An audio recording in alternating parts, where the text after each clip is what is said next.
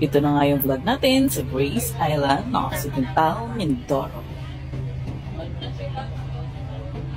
Ikaw ay taga-Occidental Mindoro at nagbabalakak mag-beach ngayong summer, ito ay mai-recommend ko rin sa inyo. Ang starting point ka namin ito ay sa mismong lugar kung saan kami nakatira. At ang bangka nga nagamit namin dito ay bayaw ng uncle ko. Pero sa pagkakaalam ko, kung wala kayong sariling bangka na gagamitin, ay meron silang terminal sa Aroma Beach. Ayan, let's go sa go! Ang kalmado nga lang ng dagat pang time na to, kaya nag-i-smooth lang rin ang biyahe namin ito. Kaya very thankful talaga ako na binigyan kami ng magandang panahon ng araw na to. Dahil meron nga isa na nag-rebook dahil nga sa outing na to, siguro walang may balat sa amin sa pet. At ito na nga, fast forward na nga tayo after 1.5 hours. Pag nakikita mo nga yung bato na yan na may bonsai, yan ang yung palatandaan na malapit na tayo sa Grace Island. Ayan, at kanya-kanyang bunot na nga sila ng mga cellphone dyan para daw may mga pang-reels nga sila.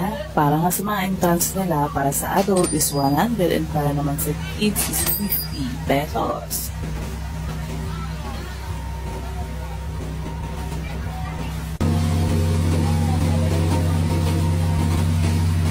At kung makikita nyo nga, floating cottage na ang meron sila dito. Ayan, at may welcome nga sila sa amin na tugtog dito dahil kami nga pinakaunang guest na dumating. At sa pagkakaalam ko pala, ang bayad dito sa cottage nila is 2.5. At ang pinili nga namin cottage nito is yung nasa gitna since yun ang pinakamalaki. Since hindi naman naka-reserve para sa ibang guest.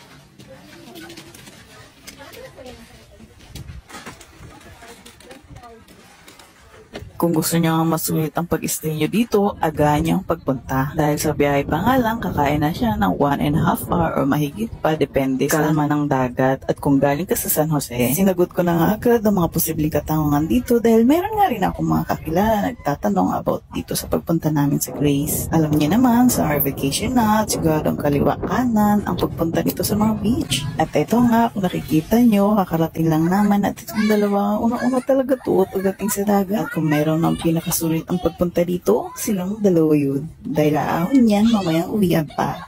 At sa may mga bata dyan na magbe-beach ngayong summer, ito nga, maganda tong floating sleeves. Kahit di marunong lumangoy, mangangapa nga lang sila sa unang gamit nila, pero mabilis nga rin sila makapag-adjust sa paggamit niyan. Pero with the guidance of adult pa rin yan ha. Si Ada nga, 3 years old pa lang, user nga nitong floating sleeves. Meron nga rin pala silang mga rides dito katulad na lang ng jet ski, banana boat, at kaya. Kaso nga, noong time na to, walang operator at walang gaas yung jet ski nila.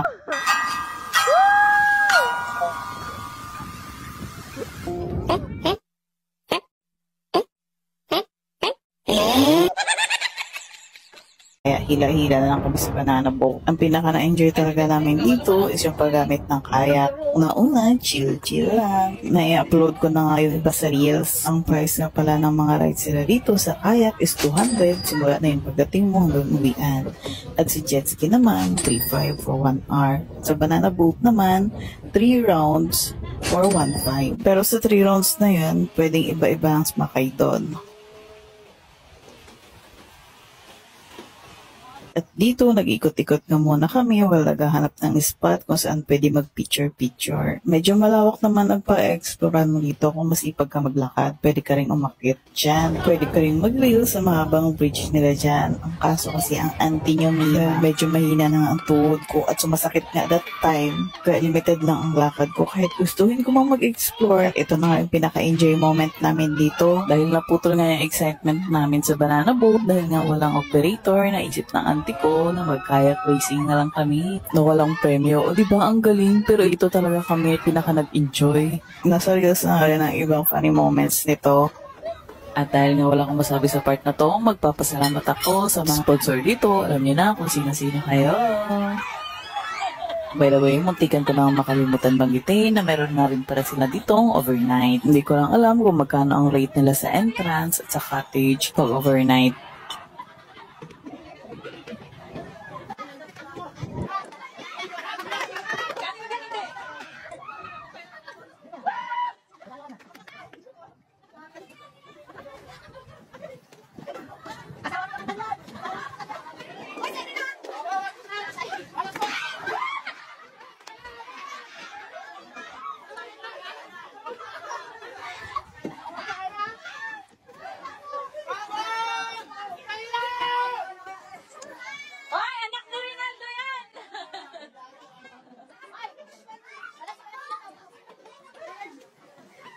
Ilang team pala sa isang ano?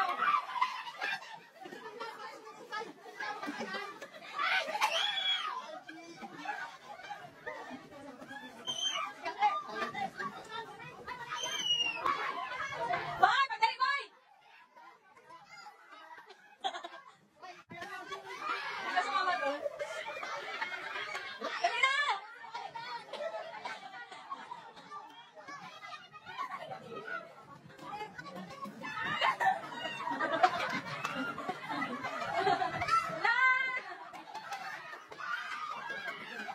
Wala na, makapag.